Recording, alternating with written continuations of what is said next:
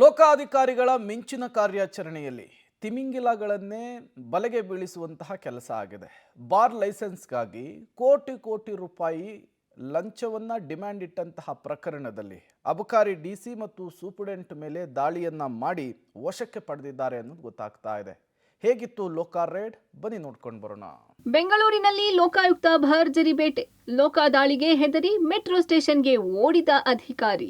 CM ಹತ್ರ ಮಾತಾಡ್ತೀರಾ ಅಂತ ಆವಾಜ್. ಹೌದು, CL7 ಮತ್ತು ಮೈಕ್ರೋ ಬ್ರೇವರಿ ಲೈಸೆನ್ಸ್ ಪಡೆಯೋಕೆ 2.25 ಕೋಟಿ ಲಂಚ ಕೇಳಿದ್ರು. ಬೆಂಗಳೂರಿನ ಅಬಕಾರಿ ಡಿಸಿ ಜಗದೀಶ್ ನಾಯಕ್, ಸೂಪರಿಂಟೆಂಡೆಂಟ್ ತಮ್ಮಣ್ಣ, ದೂರುದಾರ ಲಕ್ಷ್ಮೀ ನಾರಾಯಣ್ ಬಳಿ ಕಳೆದ 2 ತಿಂಗಳಿನಿಂದ ಹಗ್ಗ ಜಗ್ಗಾಟ ಮಾಡಿ ಡೀಲ್ ಕುದುರಿಸಿದ್ರು.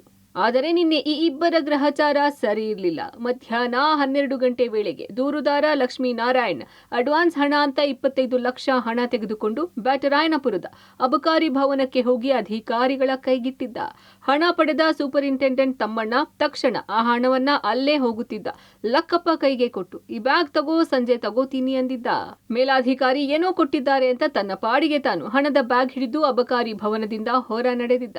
ಹಾಗೆ ಹಣ ಕೊಟ್ಟು ಸುಮ್ಮನಾಗದ ಸೂಪರಿಂಟೆಂಡೆಂಟ್ ತಮ್ಮಣ್ಣ ಕಚೇರಿ ಫಸ್ಟ್ ಫ್ಲೋರ್ ನಿಂದ ತಮ್ಮಣ್ಣ ನೋಡ್ತಾ ಇದ್ದ. ಯಾವಾಗ ಲೋಕ ಅಧಿಕಾರಿಗಳು ದಾಳಿ ಮಾಡಿ ಹಣದ ಬ್ಯಾಗ್ ಇದ್ದ ಚಾಲಕ ಲಕ್ಕಪ್ಪನನ್ನ ಸೆರೆ ಹಿಡಿದ್ರೋ, ಭಯಗೊಂಡ ಸೂಪರಿಂಟೆಂಡೆಂಟ್ ತಮ್ಮಣ್ಣ ಅಧಿಕಾರಿಗಳ ಕಣ್ತಪ್ಪಿಸಿ ಅಬಕಾರಿ ಭವನದಿಂದ ದೀಪಾಂಜಲಿ ಮೆಟ್ರೋ ನಿಲ್ದಾಣದ ಕಡೆಗೆ ಓಡಿದ್ದ.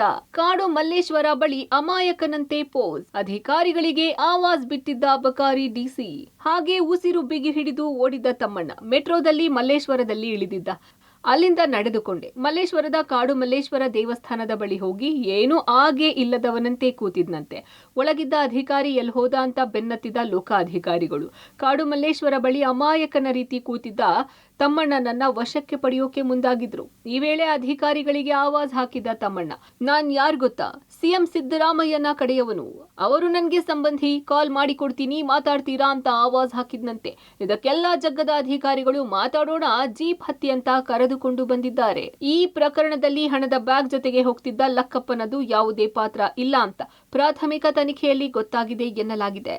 ಸದ್ಯ ಲಂಚ ಪಡೆದ ಅಧಿಕಾರಿಗಳನ್ನು ಪರಪ್ಪನ ಅಗ್ರಹಾರಕ್ಕೆ ಬಿಟ್ಟು ಬಂದ ತನಿಖಾ ಅಧಿಕಾರಿಗಳು ತನಿಖೆ ಮುಂದುವರೆಸಿದ್ದಾರೆ. Umesh, crime bureau, public TV.